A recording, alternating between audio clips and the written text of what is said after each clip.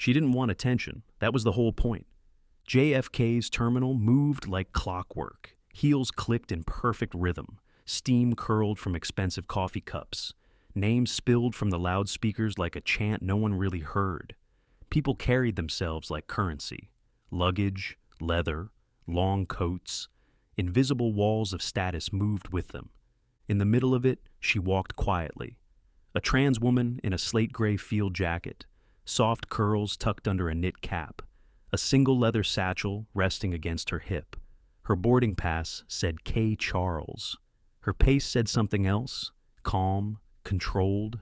She didn't ask for space, but she didn't give it up either. She wore black jeans, worn boots, a navy t-shirt with a faded neckline. Not a power outfit, not a costume. Just clothing that said, I'm here to travel, not to perform. A shimmer of gloss, bare hands, no noise. She had perfected invisibility, and that morning, it almost worked, until it didn't. First class, the gate agent murmured, scanning her ticket without looking up. No smile, no welcome. Kay nodded and stepped forward. Inside the cabin, everything glowed. Warm lights reflected off polished wood. Leather seats lay flat like beds. Crystal glasses waited beside printed menus. It was designed to be elite without announcing itself. The kind of wealth that didn't need logos. She walked to 1A and stopped. Someone was already there. A man in his 50s. Thick wrists. Perfect teeth.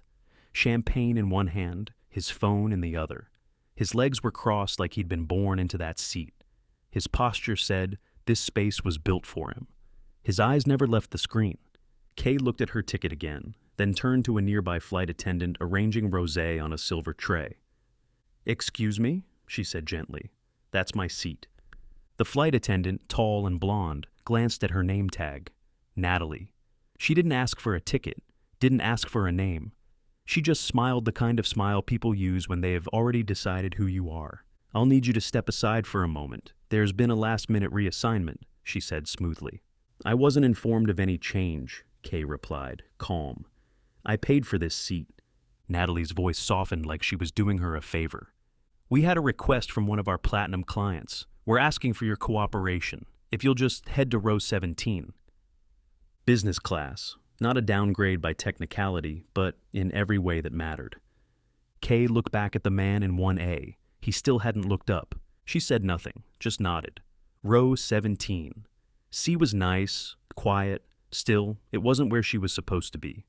People around her made small adjustments. A glance here, a whisper there. Scarves were fluffed, tablets tapped. One woman leaned in close to her husband. "Maybe she used miles," she whispered. "Or won a contest," he said, barely hiding a laugh.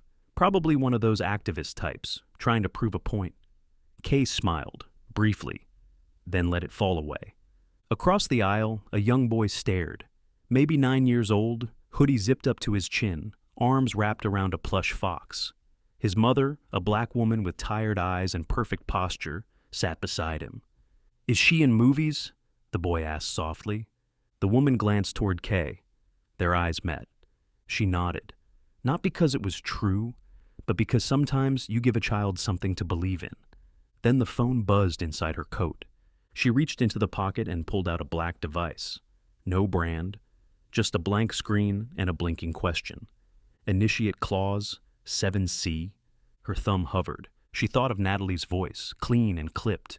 The man in 1A, sinking deeper into stolen comfort. The woman beside her, silent but knowing. The boy, the fox. She pressed confirm. No sound, no flash, no ripple on the surface. But far up the plane, in the crew's private system, a red notification appeared. Clause 7C, Operational Ethics Breach, Verified Authority. Bryce, the flight's operations manager, blinked at the message. Then again, he checked the manifest. Row 17, CK, Charles. He looked pale. Back in first class, the man in 1A raised his glass and muttered to no one. People like that never learn their place.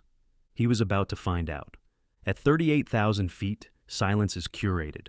In first class, it drifted like perfume, calm, cold, expensive. The curtain had closed, but the line had already been drawn. Back in 17C, Kay sat still. Her knees didn't bounce. Her breath didn't quicken. But she wasn't calm, she was calculating. In her lap, the phone now looked off. Blank screen. Nothing to suggest anything had happened. And yet, 2,000 miles away, the first alert had already tripped. At Volta Capital's Zurich office, a night shift supervisor stared at a blinking override. She thought it was a system test, until the name appeared. K. Charles, priority trigger, clause 7C. Confirmed shareholder. She stood. Back on the plane, no one noticed a thing. Natalie laughed softly in the galley. Martin Langford, the man in 1A, refilled his glass. He was mid-story, explaining to his seatmate why small investors were ruining capitalism. They have no discipline, he said, swirling the champagne. They think inclusion is strategy, but it's just noise. The woman beside him nodded politely, eyes fixed on the drink in her hand. Row 3 whispered. Someone remembered seeing Kay in first class. Maybe it was a mistake, they said. She didn't really look like a 1A type. Whatever that meant. In 17C, Kay flipped open her notebook. She didn't write. She drew arcs, names, numbers. A trail only she could follow. One phrase stood out, circled in red. Langford flagged. Across the aisle, the little boy spoke again. She looks like she's waiting for something, he said. His mother, weary but watchful, leaned in. She's not waiting, she said. She's watching. At the front of the aircraft, Bryce stared at his tablet. He was sweating. The clause was real. The verification was double confirmed by Zurich. He ran a hand through his thinning hair and called up the manifest again. His eyes stopped at row 17C. Ownership level clearance. No override, the prompt said. He leaned toward Natalie, whispering so low it felt like confession. She's not just a passenger? Natalie blinked. She's what? They looked down the aisle, past the rows of oblivious suits and scarves, past the curtain, to the woman they had displaced without a second thought. A quiet panic settled between them. Meanwhile, back in business class, a girl in her early 20s, Maya Lin, scrolled through her phone. She had filmed K-boarding just because she thought her style was cool. Boots. Captain that aura. She zoomed in on her seat number, 1A, then posted another clip of her, walking back to row 17. Wait, she typed. They kicked her out of first class for that dude? She hit post. The video clocked 100,000 views in the first 20 minutes, and then it doubled, and doubled again. People started to recognize her. Not from movies, from headlines, from finance, from power. Maya posted another update. Y'all, that's K. Charles. She's Volta. In-flight Wi-Fi caught fire. Phones lit up in pockets. Shares plummeted. In Manhattan, Volta's trading algorithm moved, quietly, surgically. Sell orders triggered. Notifications hit desks. Screens turned red. On the plane, Kay didn't move. The boy across from her watched in silence. The kind of silence that feels like knowing something the world hasn't learned yet. 3 rows behind her, a man finally opened his news alerts. His mouth fell open. Holy sh... He didn't finish. At the front, Bryce clutched the seat divider and tried to breathe. He turned to Natalie. We moved a controlling stakeholder. Natalie blinked, then looked down at her hands. She wasn't trembling? Yet. I didn't check the name, she whispered. I didn't either, Bryce said. We just assumed. In the crew galley, a new message flashed. Do not interfere. Executive oversight initiated. Bryce's face drained of color. Natalie bit the inside of her cheek.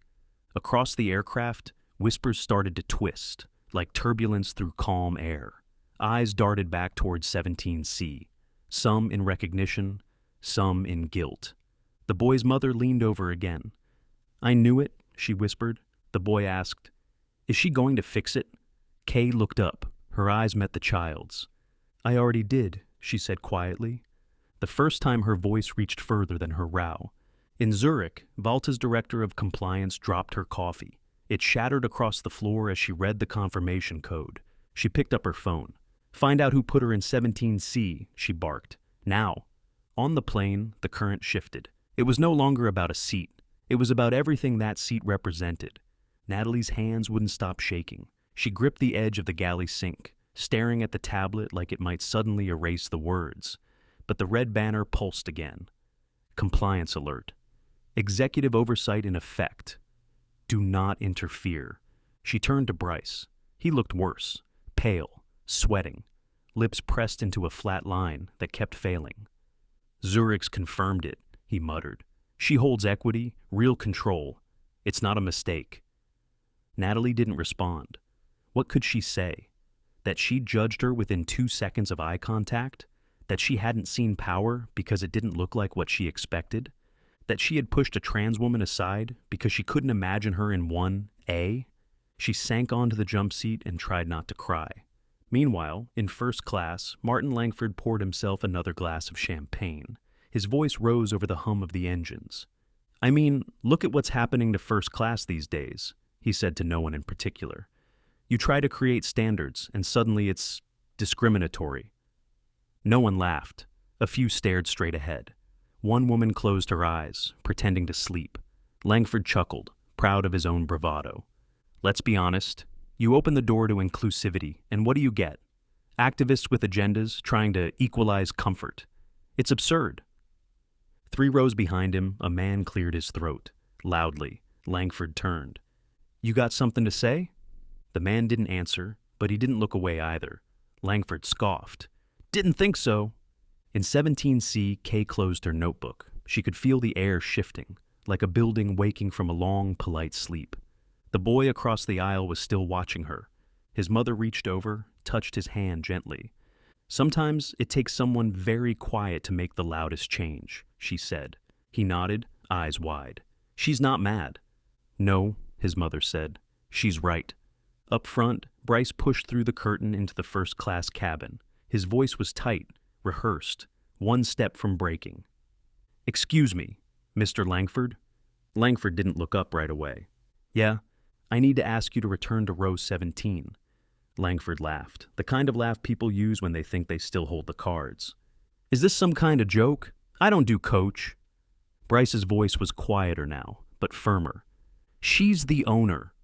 Langford blinked. She's what? She owns a controlling interest in Volta Capital, Bryce said, and through that, in us. Langford stared. Number? No, I've met the board. I know who's in power. Bryce didn't reply. Langford stood slowly, the disbelief on his face slipping into something colder. This is about optics, he said. You're overreacting because she threw a fit. Bryce didn't flinch. Clause 7C was triggered. We don't have a choice. Langford turned his head slightly, just enough to see the curtain. She did this. She was within her rights, Bryce replied. More than that. Langford snatched his coat off the seat, muttering under his breath. But the arrogance was leaking from him now. With every step back towards 17, he seemed smaller. Passengers watched him pass, heads turning slowly like a tide. No one spoke, but the silence said enough. Back in 17C, Kay didn't look up, not until Langford stood beside her row. Enjoy your throne, he hissed. Kay finally looked at him. Her voice was calm, unflinching. You sat in something that wasn't yours. Then blame the person you took it from. Langford didn't respond. He just kept walking. Past the curtains, past the gazes, into a seat that no longer felt like anything but exile. Bryce approached next. He knelt, one hand on the seat divider. Ms. Charles, he said, your original seat is ready. We'd like to offer our sincerest... She stood before he could finish. I don't need sincerity, she said. I need standards. Every eye in the cabin followed her. Her walk back to 1A was slow, intentional, not triumphant, just real. Like reclaiming space she never should have had to give up. She sat down, adjusted the seatbelt, folded her hands. Behind her, the ripple turned into a wave. The descent began, but no one noticed. Outside, the clouds parted over Zurich. Inside, the cabin felt like a courtroom. Kay sat in 1A now, straight-backed, silent. The leather around her no longer symbolized luxury. It felt like accountability. Bryce hovered nearby, watching the updates on his crew tablet scroll with increasing urgency. Each ping carried a new escalation. Legal review initiated, ethics violation logged, external audit triggered. He didn't try to speak again. Natalie hadn't left the jump seat since Kay returned to the front. Her eyes were locked on the floor. The screen in her lap showed a notification that wouldn't stop blinking. Your name has been logged in, Clause 7C documentation. Not discipline, documentation. The kind that lives forever. In the rear galley, Evan, the junior attendant, stared at the same message. His face was pale, but his eyes weren't afraid. They were wide with realization. He looked down the aisle, toward her, then stepped forward, quiet, measured. "Ms. Charles?" She turned. "I just wanted to say—" "I saw what happened. I didn't say anything." Kay looked at him, not judging, just weighing. "You will next time," she said. Evan nodded. The words sat heavy on him, but right. She turned back toward the window. The clouds broke apart into slices of light over the Swiss Alps. The boy from row 17 leaned into the aisle and waved. Kay smiled back, just slightly. Enough. Across the aircraft, people who had once whispered now sat in silence. Not because they were afraid of her, but because they were afraid of what they'd assumed. In the Zurich Operations Center, Valta's compliance team had stopped calling. They were watching, quietly, internally. She had made her point. No need to say it twice. As the wheels touched down, no one clapped. No fake congratulations. Just breath held in long enough to sting. Natalie stood up. Her legs wobbled slightly. She walked toward Kay slowly, as if toward a mirror she wasn't ready to face. "I misjudged you," she said. "Not just your seat. You." Kay nodded. "You didn't judge. You decided." Natalie opened her mouth to respond, then closed it again. She knew she had already said too much, and not enough. In the terminal, security officers waited near the jet bridge. Not for Kay, for Natalie, for Bryce, for Martin Langford, now slouched in row 17 like he'd lost a bet with gravity. One officer leaned down. "Ms. Green, we need to debrief with you." She nodded and followed without resistance. Bryce was next. He didn't ask questions. Langford tried to argue, tried to wave credentials that no longer mattered. They escorted him out anyway. Kay waited until the last passenger had left before standing. She reached down, picked up her satchel, and walked out.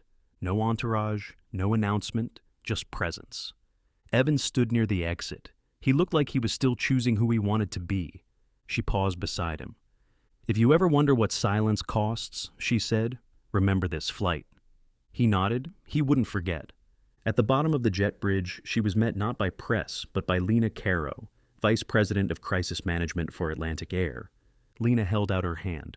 "Ms. Charles, we want to personally—" Kay walked past her. They had already said everything they needed to say. 3 days later, a letter went viral. It wasn't from Kay. It was handwritten by Evan. He titled it, "The Cost of Silence." He didn't defend himself. He didn't blame anyone. He just told the truth. He pledged 6 months of pay to a fund supporting frontline airline staff who faced discrimination. He promised to speak next time. Kay never tweeted. She didn't need to.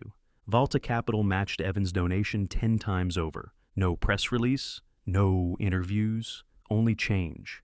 The clip of Kay being moved from 1A had crossed 20 million views. But the moment people remembered most wasn't the confrontation.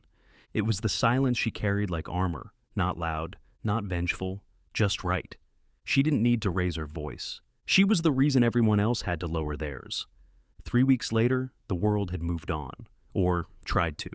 Stock graphs had stabilized, press cycles had cooled, the media had shifted to newer outrage, fresher headlines.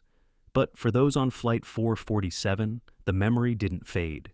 In an HR conference in Boston, Natalie sat in the front row of a training labeled Unconscious Power.